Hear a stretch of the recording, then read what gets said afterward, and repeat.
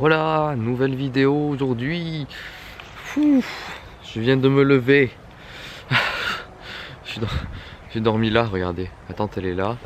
On est dans un coin. Il y a des jeux d'enfants, un petit peu. Donc c'est la femme, hein, vous savez, dans la dernière vidéo. Il y a une dame qui m'avait laissé ici. Donc on est à Porto Gruaro. Je sais même plus le nom en fait. Mais bon, je vous mettrai, enfin vous l'avez su, si, je vous l'avais mis dans la dernière vidéo. Et donc là, c'est le matin, il est 7h30, enfin 8h moins le quart. Et on va partir en direction de Venise. Donc bon, on est dimanche. Est-ce qu'il va y avoir beaucoup de monde? Je ne sais pas, je ne pense pas. Je ne sais pas comment ça va se passer aujourd'hui, ça va être compliqué. C'est pas grave, on va faire le maximum. Bref, à toutes. Si, puedo parlare. Dice un... Espagnolo. Espagnol, sì. El carnaval. Ok, ¿qué quiere decir?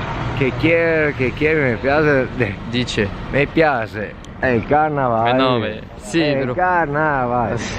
Me piace el carnaval. Sì, grazie. Claro que sí. Arrivederci. Bueno, no, te invito una foto. È 100 euro. No, it's okay, grazie. Per favore. Fai un sorriso. Sì, ok. Grazie. Prego. Arrivederci. Arrivederci. Questa sera. Ah, te casse la barba, via. Je me fais suivre par quelqu'un. Regardez, est-ce qu'il est encore derrière moi? Non, c'est bon, il m'a lâché. Ah, je suis à Venise, les gens. Laisse les gondoles à Venise, le printemps sur la Tamise. On n'ouvre pas les valises, on est si bien. Ça y est, enfin, j'en peux plus. Il est quelle heure? Alors, on est dimanche 10 mars, ça c'est sûr.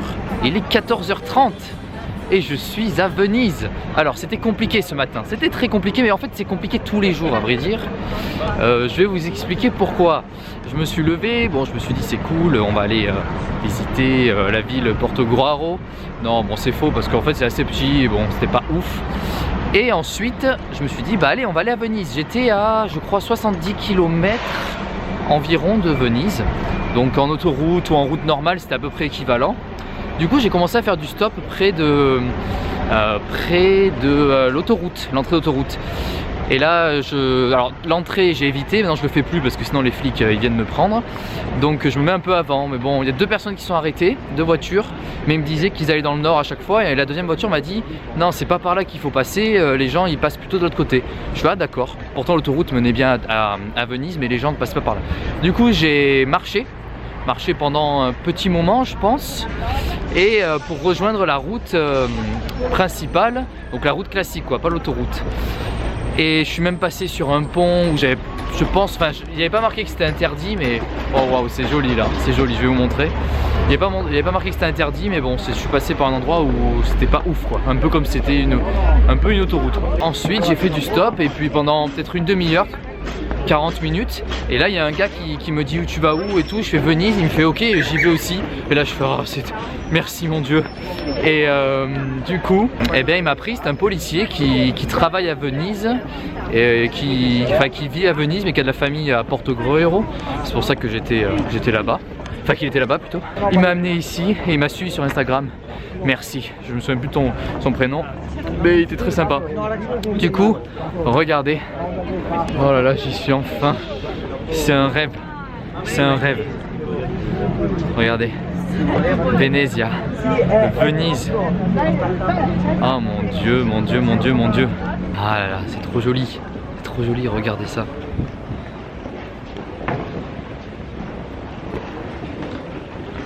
J'adore, franchement, c'est hyper typique, ça c'est clair, hein.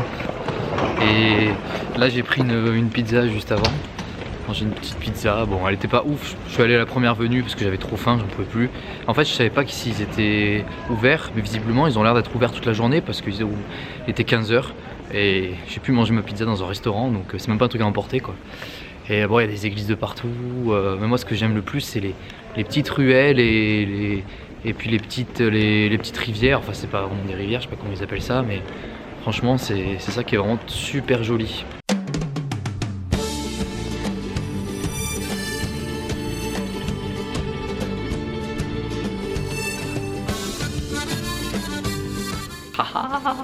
Je suis tout seul.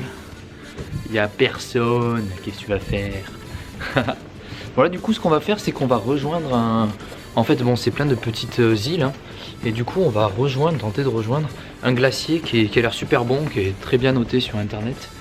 Mais en fait, je pensais que je pouvais passer par là. Mais visiblement, c'est pas possible.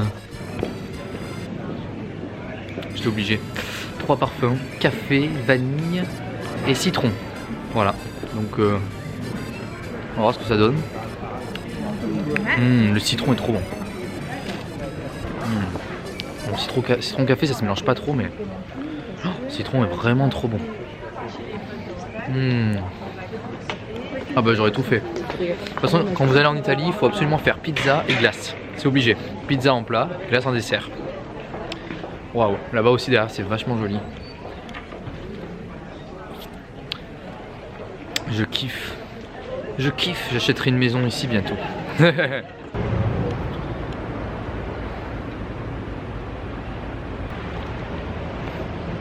On va bien là. C'est calme, c'est paisible. Un peu de repos. Parce que l'air de rien, l'autostop ça fatigue. Pourquoi? Parce que outre le fait qu'il faut attendre, par moments c'est un peu relou, je vous avoue. Mais quand vous avez ce bonheur intense, quand quelqu'un vous appelle ou vous dit oui, ou s'arrête, et là vous dites waouh, c'est trop cool. Mais c'est fatigant parce que quand vous le faites à l'étranger, et que bah voilà, enfin, moi je le fais à l'étranger, bah, il faut parler la langue. Et la plupart du temps, il faut parler italien. Bon là en Italie forcément. L'anglais c'est pas toujours facile. Alors les plus jeunes, enfin, ou de mon âge, il n'y a pas de souci, hein. Jusqu'à je pense 30 ans ça va. Mais plus on va vers les âges supérieurs, plus les gens, moins les gens parlent anglais et plus ils parlent italien. Et que italien, ou quelques mots en anglais, mais bon c'est limite ou en français aussi. Du coup il faut toujours trouver les mots en italien et enfin moi je parle un peu espagnol, un peu italien. Quand des fois on me dit des mots je retiens, ou sinon je cherche un peu puis après je les répète. Mais c'est vrai que c'est fatigant parce qu'à chaque fois ça fait trouver les mots et du coup même parfois quand je pense en disant des mots en anglais ou en italien. Je me dis oh là, ça fait que depuis mercredi, ça fait quand même quelques jours déjà que je suis en Italie. Et bah ça y est, ça commence à rentrer hein. Sono francese. À chaque fois que je vais voir les gens, je fais, enfin, ou quand je rentre dans la voiture, je fais grazie mille, vado a Venezia, stai andando a Venezia? Ah si, grazie mille. Sono francese, sono Arno e lo faccio un viaggio a Bangkok. Bangkok? Si. En Thaïlandia. Ah, Thaïlandia, oh. Voilà, ça se passe un petit peu comme ça et puis après ça part quoi.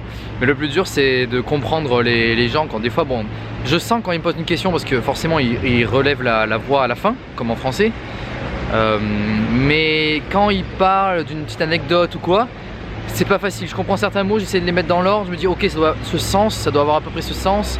Après des fois des mots qui disent que en fait en français c'est la même chose quasiment, mais sauf qu'il y a le tche qui est rajouté. Par exemple cimentario, un truc du style, c'est le cimetière. Mais alors quand il m'a dit ça, cimentario, je fais cimentario, c'est quoi et ouais, il me fait die, je fais ah yes, cimetière, ok je vois. Donc du coup je pense que là va falloir que j'aille un petit peu vers, je sais pas s'il y a des petits coins où on peut boire un coup. Je vais me poser, si y a le wifi c'est top, au moins je peux commencer du montage vidéo. Et puis le mieux ce serait de rencontrer des gens, pour l'instant j'ai pas fait de rencontre. C'est pas facile, franchement c'est pas facile, parce qu'il n'y a pas vraiment de voyageurs comme moi. Ou sinon ils sont un peu plus âgés et du coup c'est dur d'entamer la conversation. Sinon j'ai regardé ce que j'ai au-dessus de mon sac. La batterie, enfin les panneaux solaires. Et ces panneaux solaires, bah, ça a interpellé un couple de touristes qui est venu me voir. Ah, mais je suis intéressé, enfin en anglais, hein, je suis intéressé, comment ça marche et tout. Je fais bon, bah, si les choses un peu originales me permettent de rencontrer des gens plus facilement, je ne dis pas non.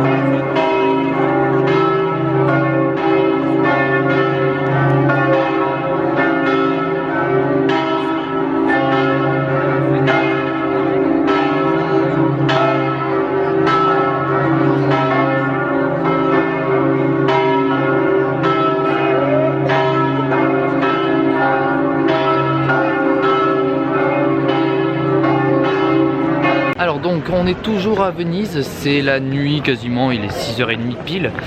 C'est joli la nuit, franchement. Mais par contre, je savais pas que c'était immense Venise parce que wow, c'est une grande ville en fait. Enfin, à pied, je veux dire, c'est long pour aller d'un bout à l'autre. Je pensais qu'on mettrait, je sais pas, une demi-heure ou quoi. Mais pas du tout, on met plus d'1 heure en marchant. Hein. Franchement, c'est assez long. Donc là, on va se diriger vers un McDonald's pour avoir du Wi-Fi ainsi que une prise électrique si c'est possible pour voir où est-ce que je vais loger parce que du coup, même pour l'instant, j'ai rien fait. J'ai fait des demandes sur le site Couchsurfing. J'attends de voir les réponses. J'irai voir avec le Wi-Fi du McDonald's. Et puis au moins on verra s'ils ont répondu positivement ou pas. J'aimerais bien qu'il y en ait au moins un qui réponde positivement. Ça serait vraiment bien. Parce que là ce soir, c'est vrai que c'est un peu galère ou sinon ça finira à l'hôtel. Hein. Je pense que si je vais à l'hôtel qui est dans la ville d'à côté qui s'appelle Mestre, qui est vraiment voilà, au bout de la rue de... Enfin quand vous venez à Venise quoi, ça pourrait être aussi une bonne idée et surtout moins cher. Bref, on va voir ce qu'on fait. En tout cas, c'est vachement joli la nuit aussi. Yo, ça y est, on est le matin, on est lundi 11 mars et je quitte Venise. Alors cette nuit, en fait, ça a été assez mouvementé, disons, parce que pour trouver un lieu pour dormir, c'était très chaud. J'ai un ami qui habite ici, dont ses parents sont séparés, mais habite à Venise. Du coup, il y avait peut-être moyen de dormir chez lui, sauf que chez son père c'était complet. Et chez sa mère, en fait, je l'ai averti un petit peu trop tard ce soir parce qu'en fait il m'avait dit envoie-moi un message si vraiment tu trouves pas de lieu où dormir. Et je lui ai envoyé un message à 11h moins le quart et c'était trop tard. Du coup, bon, obligé de sympathiser avec des gens, enfin obligé. Pas une obligation, hein, mais je veux dire, j'ai pu aussi rencontrer des gens toute la soirée. Je me suis dit bon, on va aller boire un coup et puis faire des rencontres, c'est pas plus mal quoi. Et donc c'est ce que j'ai fait. J'ai rencontré des gens, des Italiens, des Français, des Belges d'ailleurs. Donc ça m'a permis de pouvoir discuter plus facilement avec eux. Et à un moment donné, je leur dis voilà, écoutez les gars, ce soir, je sais pas où dormir. Est-ce qu'il n'y a pas moyen qu'il y en ait je sais pas, quelqu'un qui pourrait m'héberger ce soir, juste pour une nuit, je repars le lendemain matin, je suis pas gênant, enfin voilà. Et puis en fait il y a un barman qui, dans un bar là, à Venise, qui m'a dit ouais si tu veux tu pourras dormir sur mon canapé et tout. Je suis bon ben nickel. Et en plus il habitait vraiment à la sortie de Venise, donc ça me permettait de repartir plus facilement vers la Slovénie. Et en fait 10 minutes après il ferme le bar et on l'a pas vu partir. En gros il est parti, il s'est cassé. Et il m'a laissé ici. Bon, donc les gens que j'avais rencontrés, qui sont devenus un peu des sortes de potes quoi, ils m'ont dit je sais pas, on l'a pas vu sortir et tout. Du coup ils m'attendaient eux aussi, mais en fait le gars était déjà parti quoi. Donc du coup je savais pas où dormir. Il était 1h du mat quasiment. Non, il était 1h du matin. Et je demandais un peu à tout le monde, mais bon c'était compliqué, personne proposait vraiment. Donc après forcément j'aime pas insister comme ça. Et du coup en fait j'ai appelé le gars qui m'avait posé un lapin. Parce que j'ai réussi à avoir le numéro grâce à d'autres gens. Et il m'a dit ouais il y a une auberge de jeunesse si tu veux. En fait il y avait un malentendu, il croyait que j'allais dormir ailleurs. Enfin bref, moi j'y crois pas, c'est du pipeau. Et du coup il me dit ouais il y a une auberge de jeunesse pas très loin. Du coup tu peux aller là-bas et tout, c'est pour les backpackers tout ça. Donc j'ai fait ok. Et du coup j'ai dormi dans cette auberge de jeunesse. Bon c'était pas cher, 28 € la nuit, franchement ça va. J'ai pu me laver enfin. Parce que franchement je sentais trop mauvais. Donc voilà, là je repars, il est 9h, hein, 9h pile. Et on est reparti pour aller direction la Slovénie. Venise le matin c'est assez cool hein. Franchement c'est hyper joli, regardez.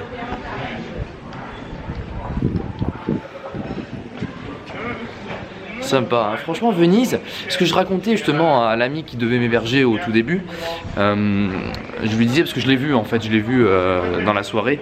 Je lui ai dit franchement Venise on dirait que c'est une sorte de parc d'attractions. Parce que tout le monde vient, regarde et tout, et puis après les gens repartent. Sauf qu'il me fait, ouais c'est ça le problème de Venise, parce que les gens croient que vraiment ici, on peut tout acheter, on peut tout faire. Et puis voilà, on consomme, on jette, enfin bref.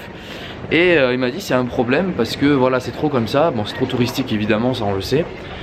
Mais c'est ce que j'ai ressenti aussi, c'est vrai que je comprends, parce qu'en fait j'arrive pas à me dire qu'il y a des gens qui habitent ici quoi. Et qu'il y a une vie, étudiante, qu'il y a une vie professionnelle, enfin il y a tout qui se passe ici en fait. Voilà, j'ai du mal à imaginer parce que pour moi c'est comme c'était un château que je visitais quoi. Enfin voilà, c'est un peu un truc comme ça. Mais c'est vachement joli, moi j'aime beaucoup. Les gens que j'ai rencontrés sont super sympas. Bon, c'était des...